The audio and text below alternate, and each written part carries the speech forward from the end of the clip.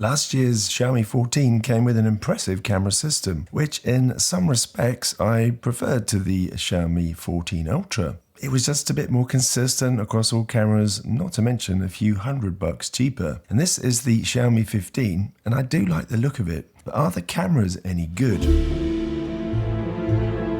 The Xiaomi 15 has a Leica triple camera system which offers 8 focal lengths across 3 lenses. There's a 50 megapixel Leica main camera with a large f1.62 aperture, which Xiaomi says is designed for exceptional low light performance and sharp detail. There's also a 50 megapixel telephoto camera with a 60mm equivalent focal length, which, like the 15 Ultra, is used to capture close-up macro shots as well. Lastly, there's a 50 megapixel ultra-wide camera that provides a 115-degree field of view. The camera system uses the new Xiaomi AISP 2.0. AISP stands for AI Image Semantic Processor and reportedly boosts photo processing speed by 82%. The system aims to solve common photography challenges such as balancing exposure in high contrast scenes and reducing noise in low light conditions. Xiaomi claims AISP 2.0 can enhance every photo by intelligently analyzing and optimizing each frame in real time. In the camera app, you now get a 0.6 times button for the ultra-wide. There's a 1 times and a 2 times crop-in for the main camera, and the 2.6 times button for the telephoto. The 5 times button uses the same 2.6 times telephoto, but it crops in. The 23mm equivalent main camera uses the 1/1.31-inch Light Fusion 900 image sensor with 2.4 micrometer superpixels, which Xiaomi says has a high dynamic range of 13.5 eV.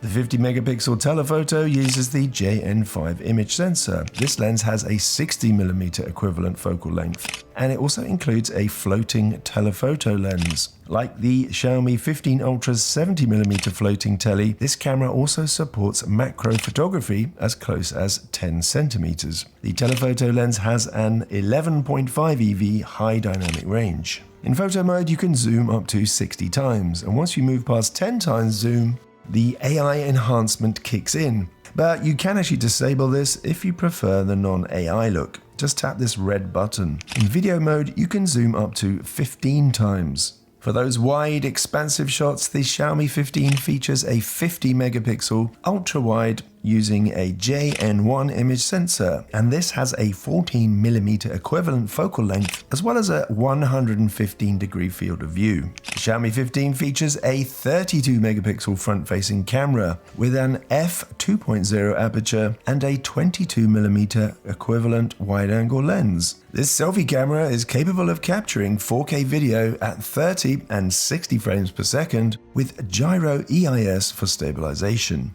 The Xiaomi 15 can record 8K video at 24 or 30 frames per second. It also supports 4K Dolby Vision video recording at up to 60 frames per second across all lenses.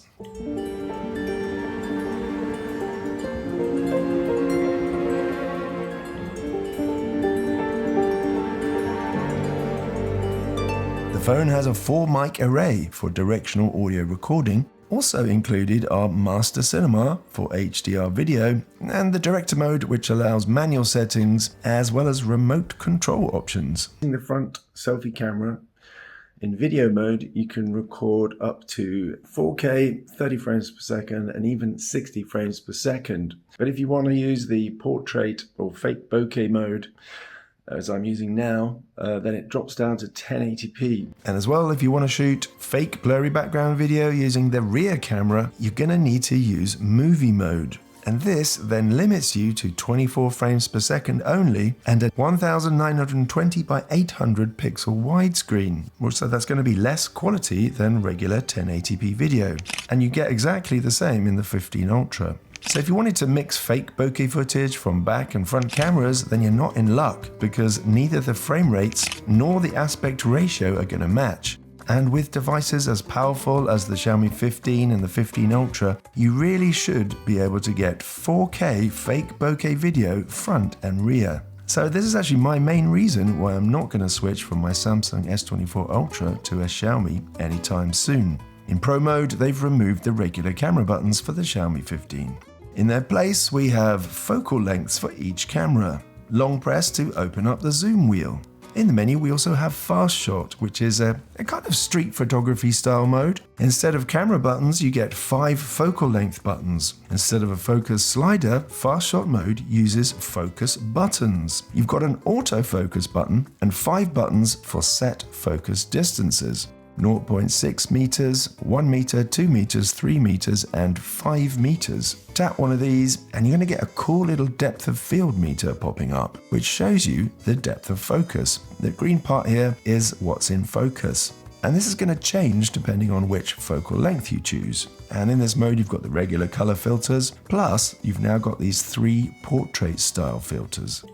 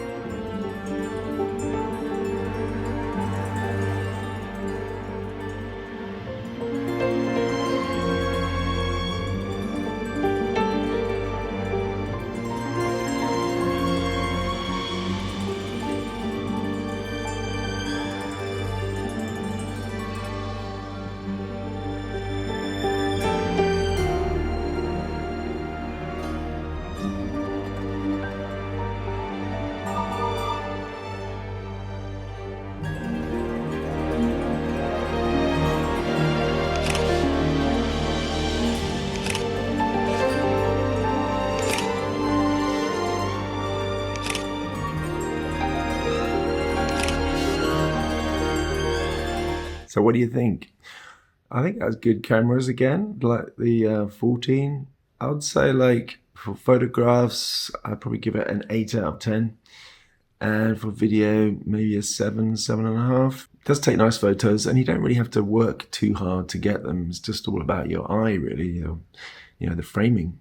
And for video, just a little bit of a letdown that you still can't get 4K with a blurry background on front and back cameras. It's not the cheapest device, so we do have to judge it at a higher level. But otherwise, like I say, it's a nice little set of cameras. But if you do want to learn more about things like framing, you can join us on Patreon, where I've got step-by-step guides, courses, so you can just follow them along and improve your skills. And of course, there's my book, which is on Amazon, Smartphone Videography, Beginner to Advanced, and it's packed full of knowledge, so creative as well as technical. So joining Patreon or buying my book, it does help support this channel, because without that kind of support, the channel doesn't support itself, I'm afraid, even with the ads from YouTube. So I do appreciate any kind of support there, and you get to learn some expert knowledge in return. That's it for this one. See you in the next. And remember, be visionary.